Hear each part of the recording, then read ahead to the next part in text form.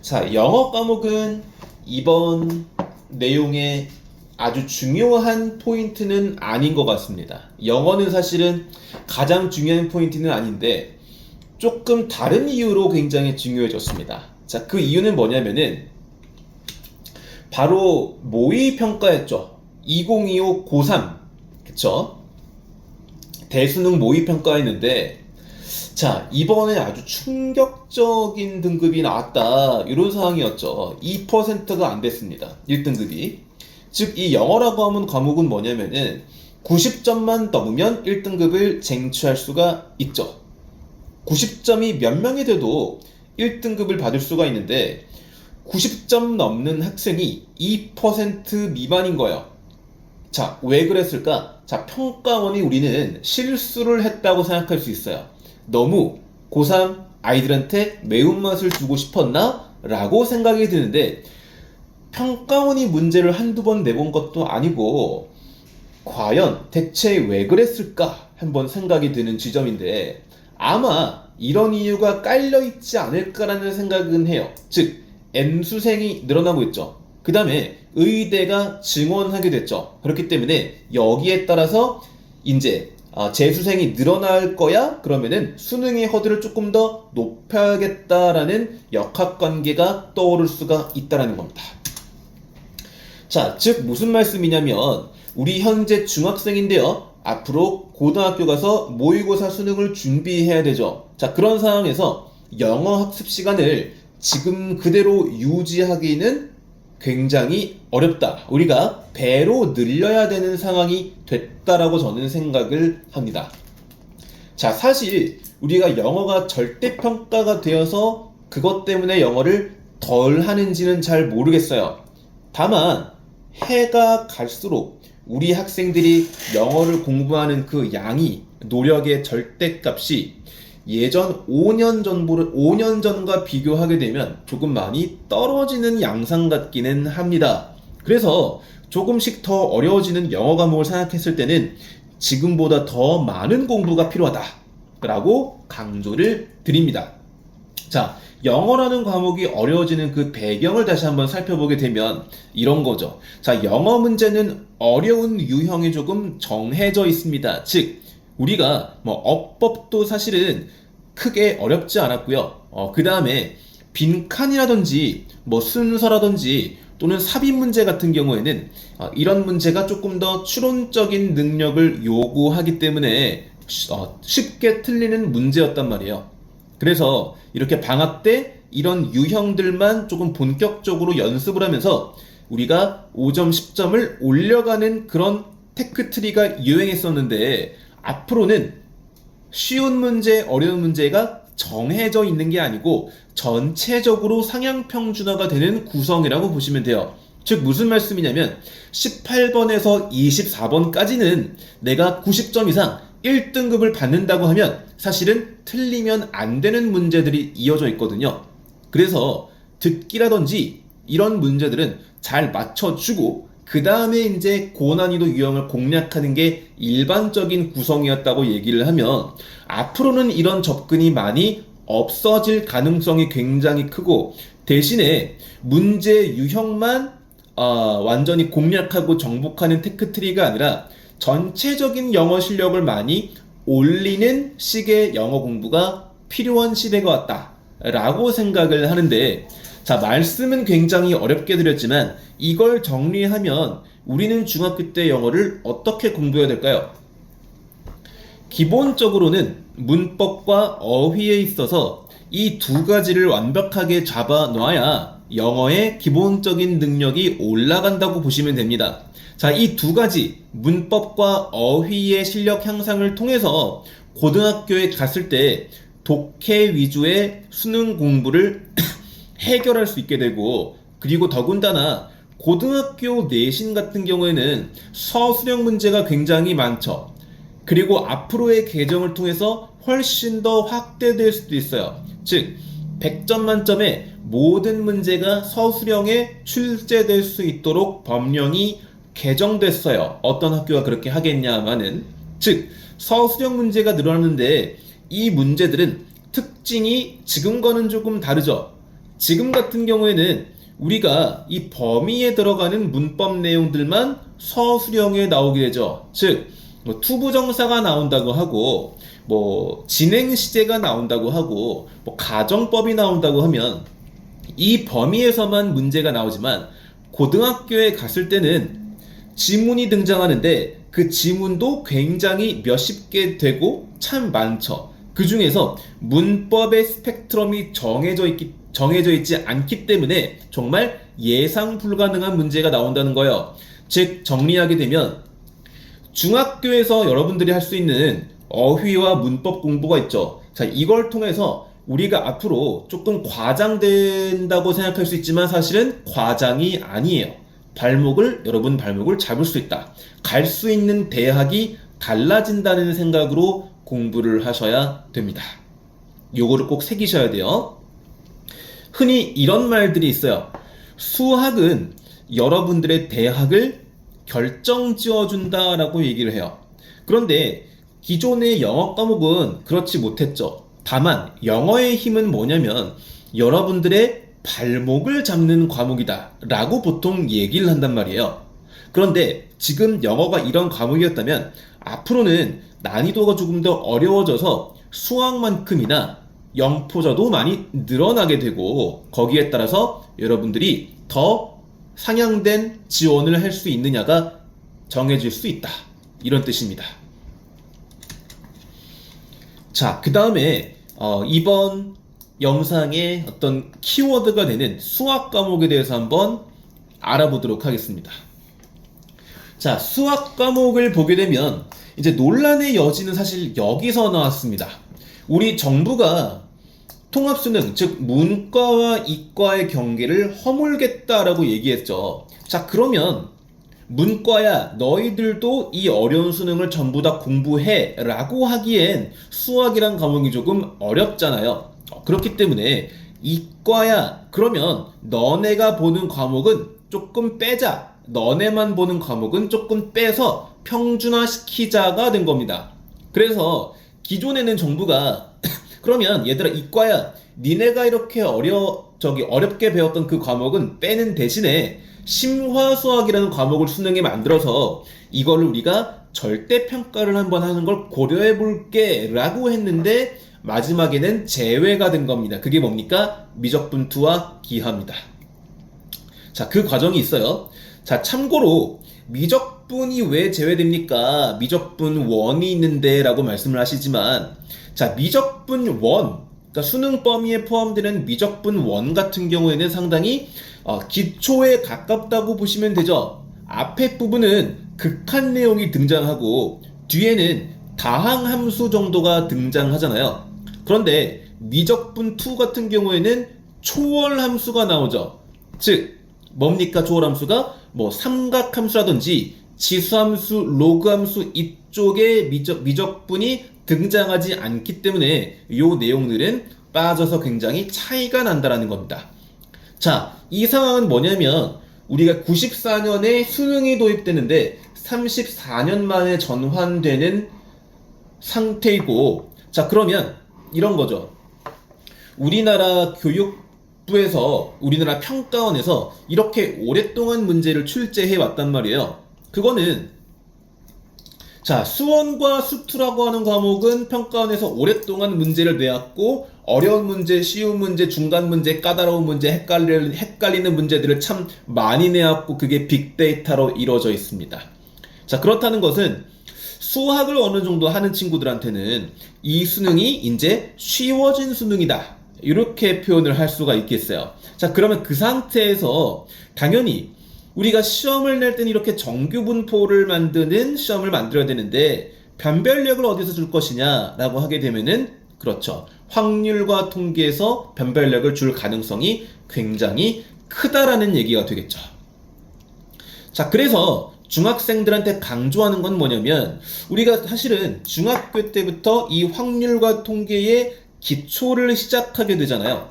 그리고 중학교 3학년 같은 경우에는 이제 2학기 기말고사 때 아마 모평균이나 산포도 같은 개념들을 공부한단 말이에요.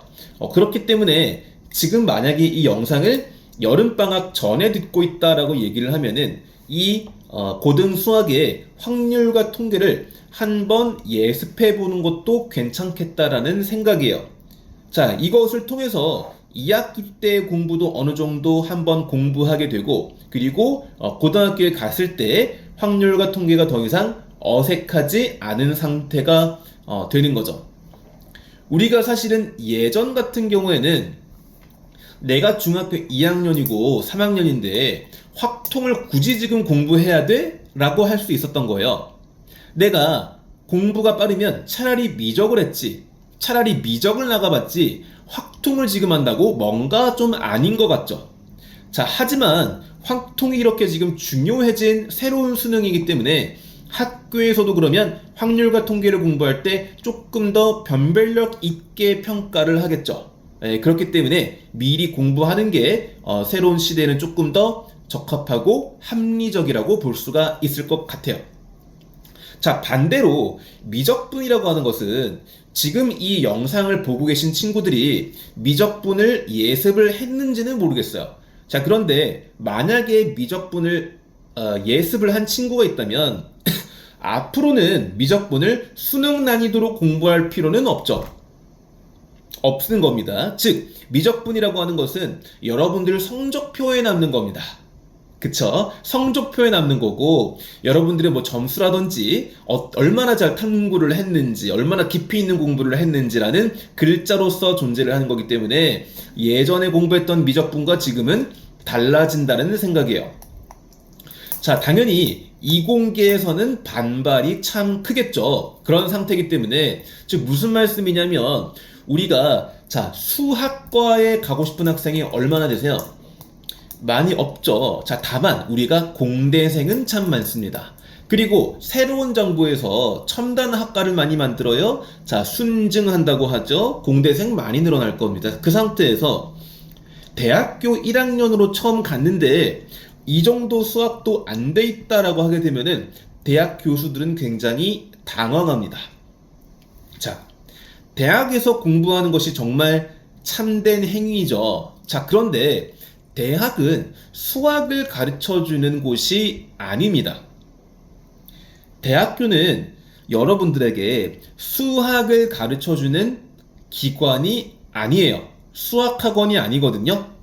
자, 그런 상태이기 때문에 대학교는 어떻게든 한 발짝 더 나간 수학 공부를 한 친구들을 뽑고 싶어 하겠죠. 그게 자연스러운 수순이다 라고 보시면 될 것 같아요.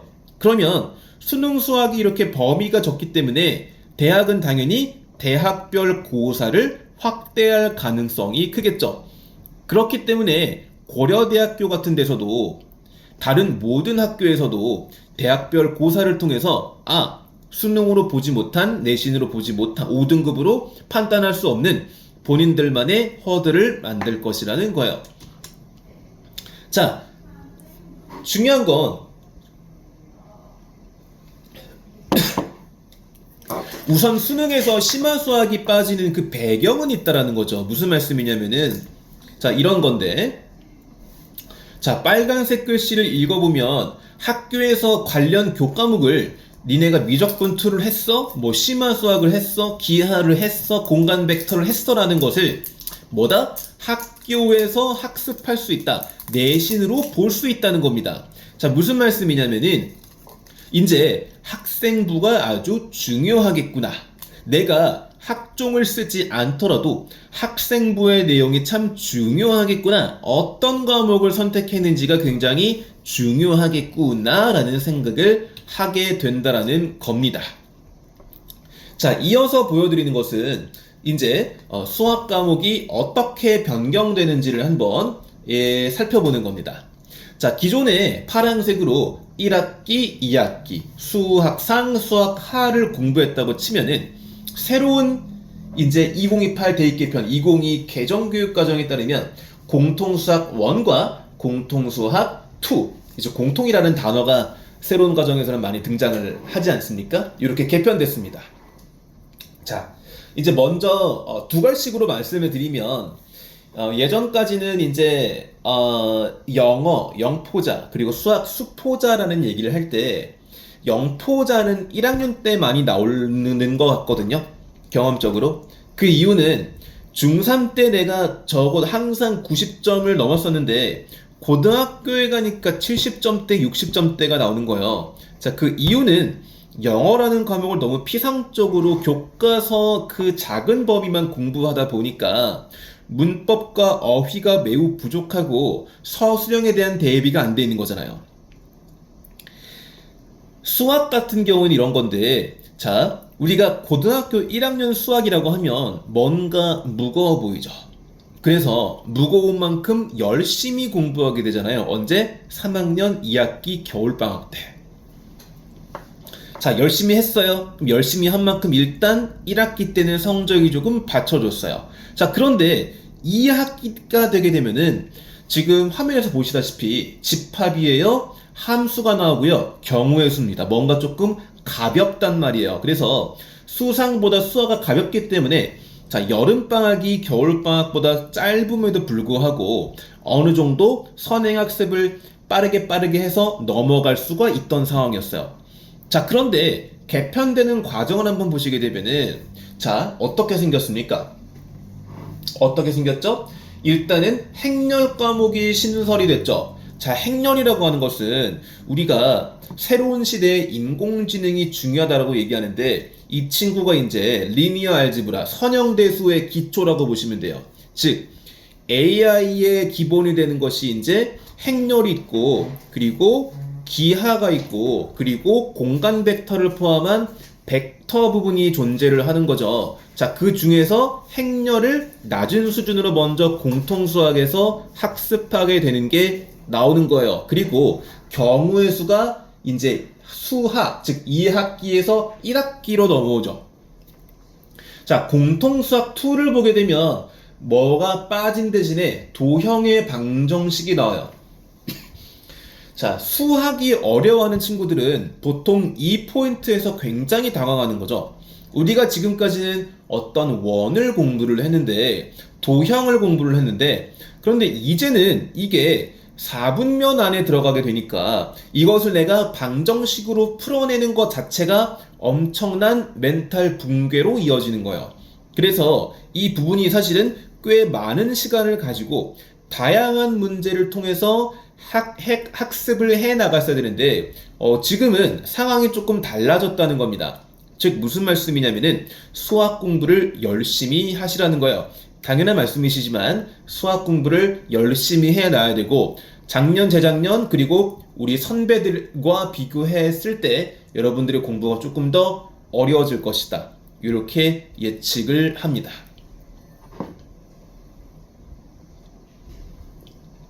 자, 그 이외에 수학에서 변동되는 것은 크게 없다고 보시면 되고요.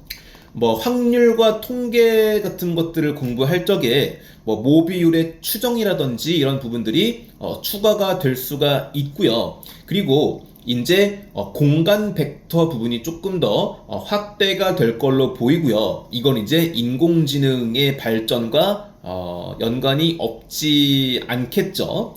그 다음에 미분과 적분 이런 거를 공부할 때 적분의 정적분 중에서 그 정적분을 정의함에 있어서 우리가 뭐 구분구적법이라는 게 존재했었는데 이것들이 이 구분구적법을 설명함에 있어서 조금 더 난이도가 낮아질 가능성이 있다 해서 아주 사소한 변화들이 있는데 그것들보다는 아무래도 공통수학의 변화가 가장 크게 느껴집니다.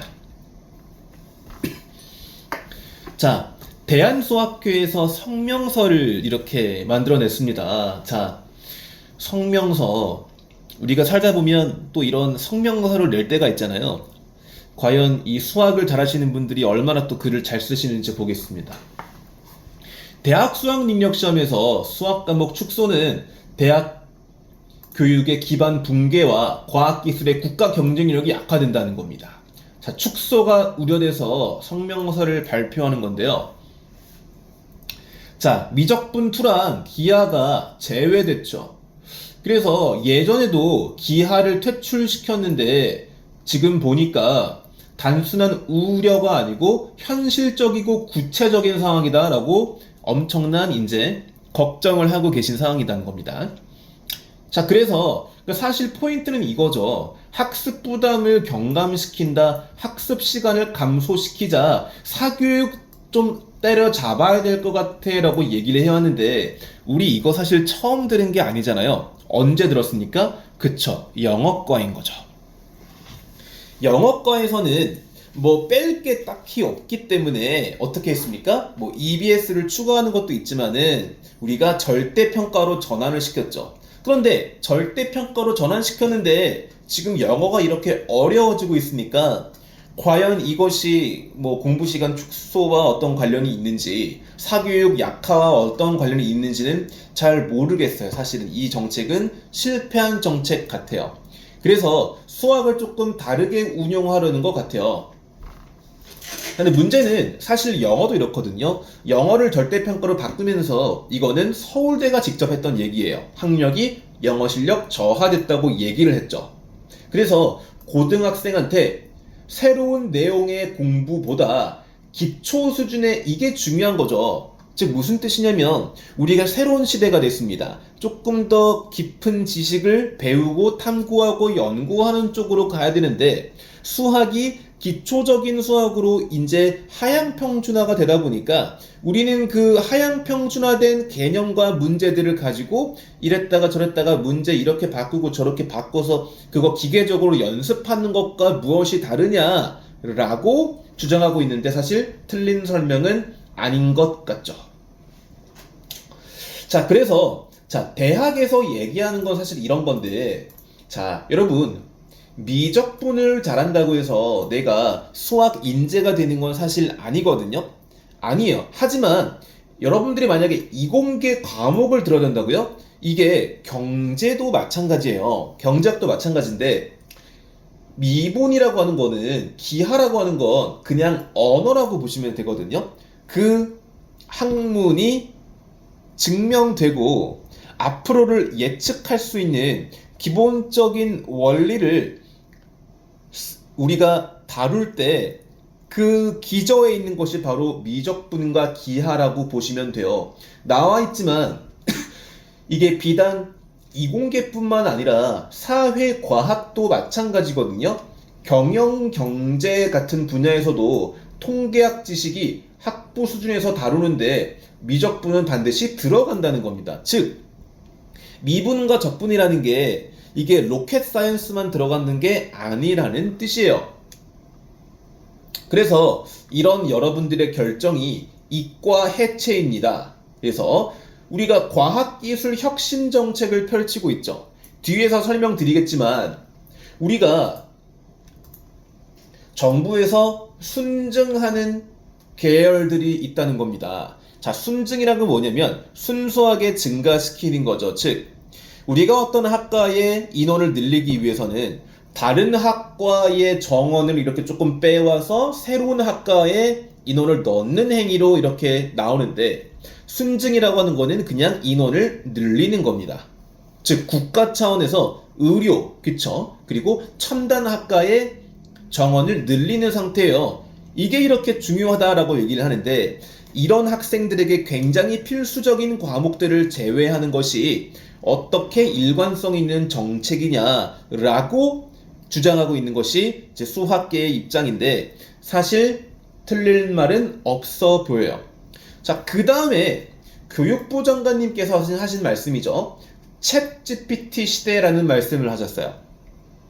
자, 챗 GPT라고 하는 것이 인공신경망을 이용해서 우리가 뭡니까? 생성형으로 이렇게 인공지능 대화를 나누는 거잖아요. 언어의 형식을 빌어서. 그렇죠.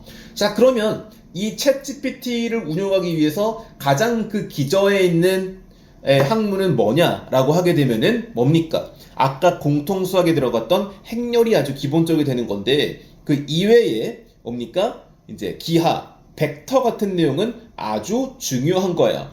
이 안에 우리가 벡터의 내적이 어떻게 되는지를 깊이 이해하고 있어야 인공지능의 기초를 다질 수가 있거든요.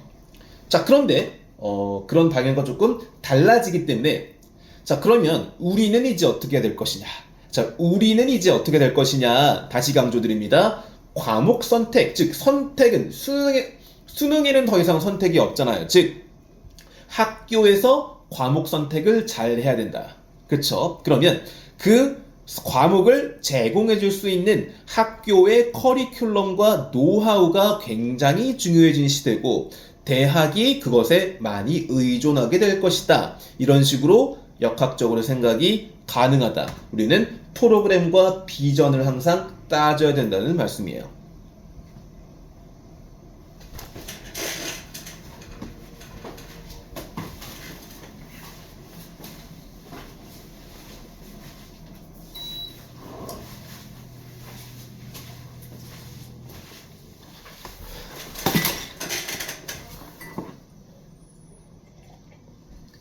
자, 이어서 탐구 과목으로 한번 넘어가 보도록 하겠습니다.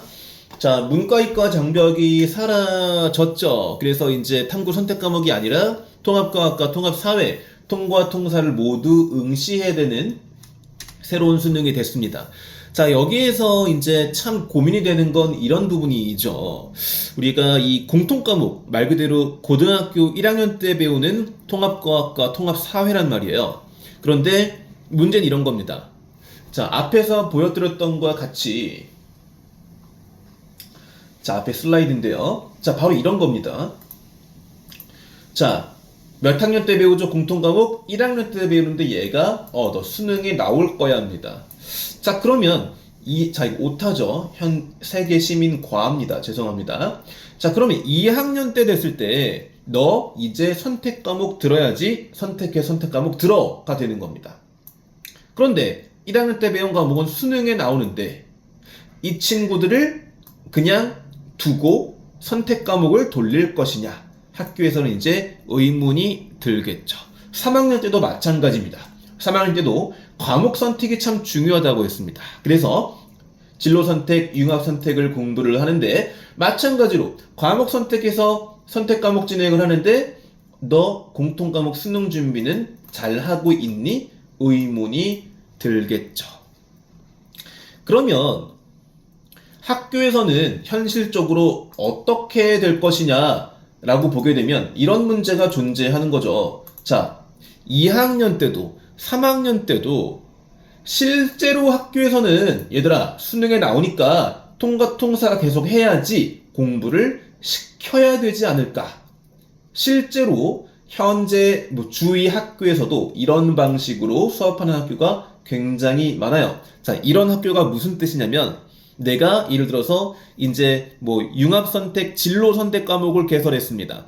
그리고 시험을 보겠죠. 가르치는 내용은 뭐냐면은 이제 수능에 나오는 과목을 가르치는 겁니다. 자, 그런데 점수가 있다고 하지만은 밑에 보면은 세부 능력 및 특기 사항이 있겠죠. 그러니까 선생님의 글자들을 얘기하는 건데, 자, 여기서 우리가 비록 수능 과목을 가르쳤지만 이 과목의 이름과 같이 이렇게 거창하고 심화되고 융합적인 내용을 공부시켰다고 이면적으로 다른 이야기가 글자로 나올 수가 있다라는 거겠죠. 이럴 가능성이 굉장히 크다라는 얘기입니다.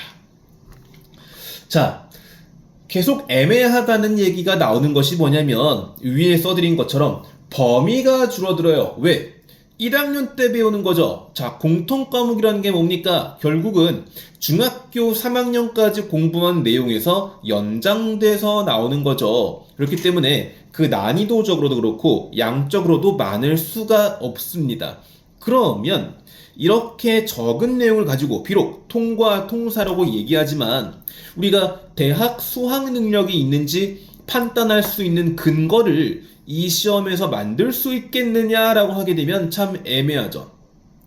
자, 문제를 어렵게 내는 건 가능해요. 확률과 통계도 어렵게 낼 수 있어요. 공통사회, 공통과학도 어렵게 낼 수 있어요. 그런데 어렵지 않은 범위에서 문제를 어렵게 내는 것이 과연 이게 무슨 공부인가를 고민하게 만들죠. 네, 그런 새로운 수능의 딜레마가 있다는 겁니다.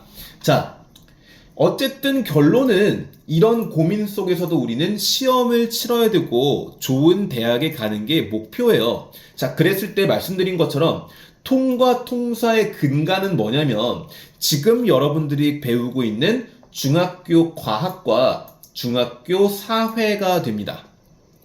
그쵸? 항상 그렇습니다. 자, 즉 무슨 뜻이냐면 우리가 학교에서 중학교에서 중간고사, 기말고사를 보는데 사회를 봤더니 역사를 봤더니 나 역사랑 되게 안 맞는 것 같아. 점수가 막 떨어집니다. 우리가 과학 시험을 봤는데 지구과학이 너무 생소하고 물리가 너무 생소해요. 점수가 막 떨어지는 거예요.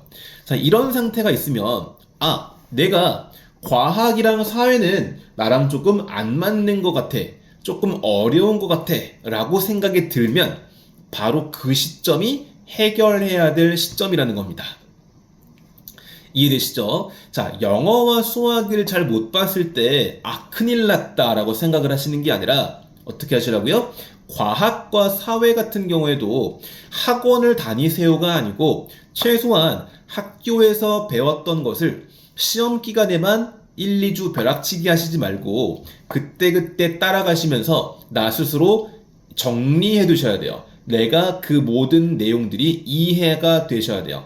그러면 이걸 통해서 내가 이제 공통사회와 공통과학의 근간을 만든다고 보시면 됩니다. 이해되셨죠? 굉장히 중요한 포인트입니다. 자, 조금 더 말씀드리면 사회와 과학이 중요한 이유는 뭐냐면 우리가 국어라는 과목이 고등학교 때 어려워지죠.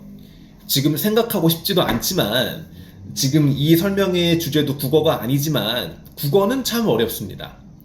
어려운 그 기저에는 고전문학이 좀 어렵기도 한데요.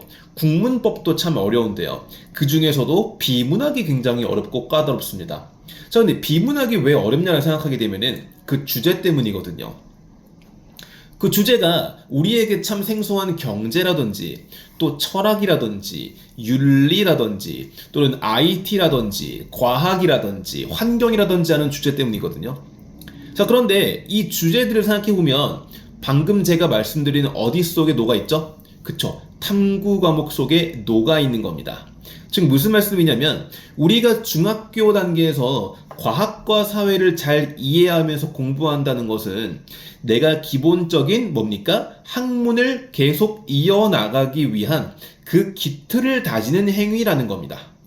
아시겠죠? 그래서 지금 이런 과목들을 소홀히 공부하면 안 된다는 뜻을 다시 한번 설명해 드리는 겁니다. 자, 이어서 고교 내신 5등급제에 대한 설명을 한번 들어가 보도록 하겠습니다. 자, 뉴시스라는 신문사에서 나온 이 이미지를 다시 한번 제가 가져오겠습니다. 자, 현재 고등학교에서는 9등급제를 사용하고 있는데요. 상위 4%만 1등급을 차지할 수가 있고요. 즉 100명 중에 4명만이고요. 자, 상위 11명은 2등급을 차지할 수 있고요. 상위 23명, 23%는 3등급을 차지할 수 있으니까 등급이 굉장히 많고요. 한 등급 안에 들어가는 친구들이 많지 않습니다. 자, 그런데 우리가 새로운 개편되는 내신 5등급제에서는 말 그대로 5개의 등급이기 때문에 한 등급에 10명이 들어가죠. 그리고 상위, 우리가 그렇진 않지만 한 반에 100명이라고 치면 그 100명 중에 34명은 상위의 34명은 2등급을 차지하게 되죠. 그러니까 엄마 나 2등급이야 라고 하게 되면 반에서 3명 중 하나 정도인 거니까 내가 되게 잘했다고 생각하기가 힘들죠. 그래서 그런 새로운 입시가 되었다는 말씀이에요. 즉 어떤 뜻이냐면 기존에 4등급이었던 학생도 이제 뭡니까? 2등급대에 들어갈 수 있다. 이런 말씀이고요. 그리고 내가 기존에 6등급에 해당되는 성적이었는데 새로운 등급에서는 3등급에도 포함될 수 있다라고 하는 거니까 이 숫자를 봤을 때 뭔가 이 숫자만으로는 신뢰가 어렵다라는 생각이 저절로 들게 돼요. 자, 제가 지금 가져온 건 매년 서울특별시 교육청 연구정보원인데 여기 웹사이트에 들어가면 항상 PDF로 해서 이 점수대, 이 등급 구간에 이렇게 아이들이 합격하는 경향이 있더라를 보여주는 표를 제가 가져왔습니다. 자, 지금 문과 인문계열 기준이고요. 인문계열 기준이고 여기 나와 있는 것들은 학종과 교과 전형이 모두 섞여 있는 구성이라고 보시면 돼요. 자, 이거를 다 설명드릴 것은 아니고 지금 봤을 때 고려대 학추와 서울대 직윤이 이 등급권 안에 있죠. 자, 밑으로 쭉 가게 되면 한양대, 서강대, 경희대, 이대, 국민대, 홍익대 이런 학교들을 걸쳐서 서울여대, 숭실대 학생부 우수자까지 나오는데 2.75까지 등급 구간이 되잖아요. 자, 지금 이 표는 현재 9등급제에서 해당하는 표가 되는 겁니다. 자, 그러면 우리가 5등급제가 됐을 때는 어떤 여기 있는 학교들이 몇 등급이 다 가게 될까? 라고 보게 되면은 1점대 등급을 가진 친구들이 이 학교에 갈 수 있게 된다는 뜻입니다. 무슨 뜻인지 알겠죠? 즉 우리가 1.7이에요. 기존에 1.7이면 이 위에 있는 두세 줄 정도에 있는 학교를 들어간다고 할 수 있는데 이제는 밑에 이 표 전체에 해당하게 되는 거니까 숫자라고 하는 것이 굉장히 옛날에는 촘촘하게 학생들이 모여 있었는데 이제는 너무 많은 학생들이 그 구간 안에 들어있으니까 내신 말고 다른 것들을 계속해서 평가해 봐야 되겠죠. 또는 네가 가진 이 성적이 정말 우리가 바라는 그런 인재상이 맞는지 우리가 바라는 그런 공부와 공부 방법과 어떤 학업적인 호기심을 잘 가져왔는지에 대해서 끊임없는 판단과 시험과 면접이 존재하겠죠. 계속해서 정성적으로 평가할 수밖에 없는 그런 새로운 입시 제도가 들어갔다고 보시면 돼요. 자, 이 내용을 한번 쭉 둘러봤을 때 이런 생각은 들었어요. 자, 굉장히 혼돈이 클 것 같습니다. 자, 우리가 이 학교에서 어떤 정책이 새로 도입될 적에 완벽하게 도입된다는 게 굉장히 어렵죠. 그렇죠? 한 해 해보고 두 해 해보고 세 해 해보면서 조금씩 노하우가 생기면서 안정은 되겠죠, 정책이. 교육과정이 보통 6에서 8년 정도마다 아마 바뀔 테니까 언젠가는 안정이 되겠지만 그게 우리 단계에서 안정될 것 같지는 않아요. 그쵸? 자, 그런데 문제는 우리도 그렇지만 사실은 우리 위에 있는 즉 고등학교 현재 1학년 같은 경우에는 어떤 상황이죠? 내가 만약에 이번에 대학을 가지 못하면은 재수가 힘들 수가 있겠구나. 내가 통합수능에 응시해야 되겠구나라는 부담이 아주 커질 것 같습니다. 자, 또 한 가지는 정책별로 다른 것들을 말하고 있는 것들이 많아서 뭐 하나 신뢰할 수 없다라는 상황이에요.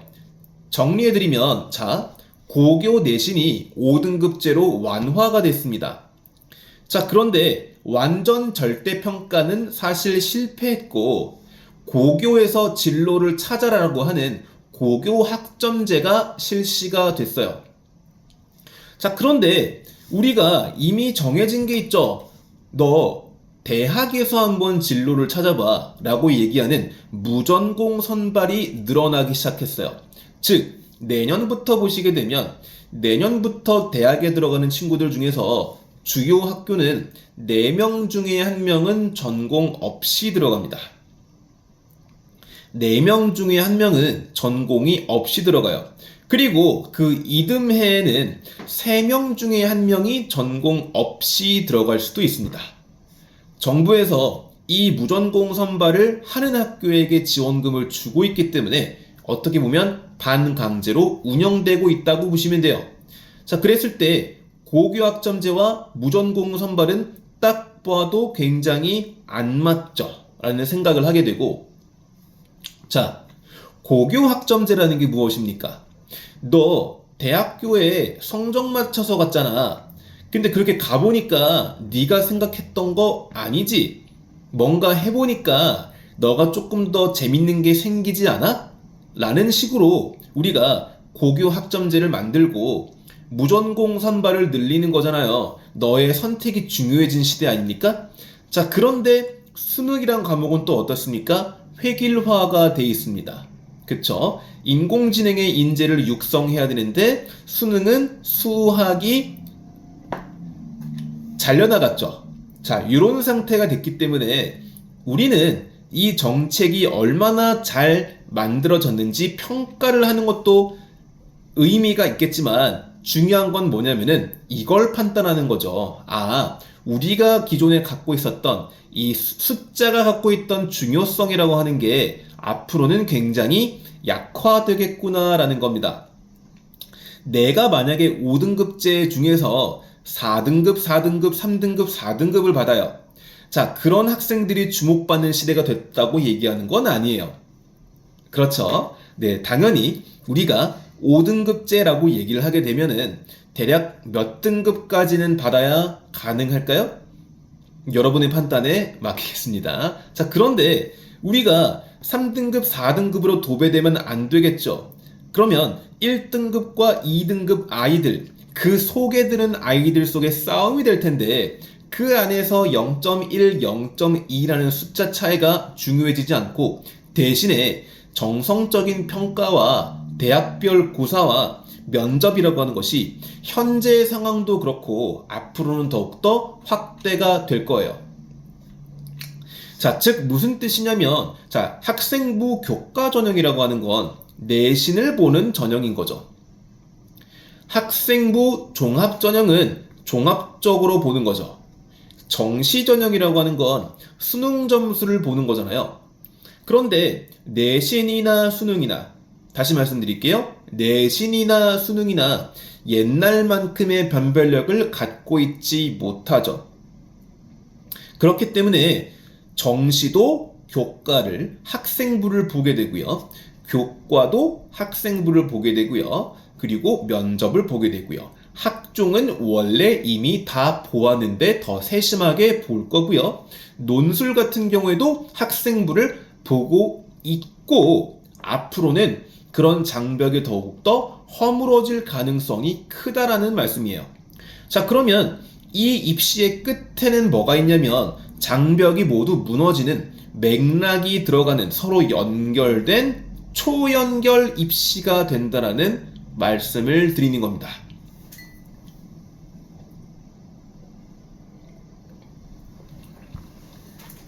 이 입시의 끝에는 아마 지금 교육부 장관님도 아이비리그 출신이시지만 사실 미국 입시가 있지 않나라는 생각을 조금 해봅니다.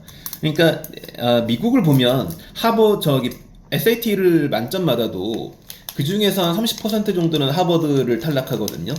그 말인즉슨 내가 SAT도 보고요, 뭐 에세이도 쓰고요, 그리고 여러 가지를 다 평가해서 종합적인 점수를 들고 대학교에 들어가거든요. 그러면 사실 이 교육부 장관이 경험한 것도 그런 교육이고, 그리고 실제로 그 미국의 교육에 대해서 이렇게 직접적으로 말씀하신 경우도 참 많습니다. 그럼 이걸 이제 고려했을 때는 이런 종합적인 입시를 애초부터 한번 생각을 하고 계시지 않았나라는 생각이 조금 든다는 겁니다. 그러면 우리는 이것들을 종합적으로 준비해 줄 수 있는 학교를 가야 된다는 거고요. 우리가 현재 고등학교에서 물론 우리 학교는 정시도 잘해주고요, 수시도 잘해주고요, 교과, 학종, 뭐 논술까지 전부 다 잘해줍니다라는 학교는 참 유니콘 같은 학교입니다.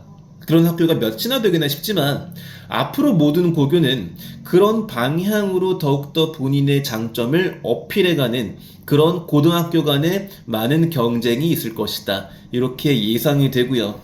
그 중심에는 이 학교의 근본적인 학업 역량을 강화시켜줄 수 있는 그런 프로그램들이 존재해야 되고요. 또 그런 학생들이 모이고 싶은 학교가 되는 것도 먼저일 것 같습니다. 예, 여러분들이 지금 중학생이지 않습니까? 그쵸? 그러면 대입까지는 시간이 조금 남아 있습니다. 그렇기 때문에 그 사이에 고등학교가 열심히 많은 변모를 하고 연구를 할 것으로 보입니다. 자, 일반고가 제대로 서 있지 않는 우리나라의 공교육은 생각하고 싶지도 않고 아주 바람직하지도 않습니다.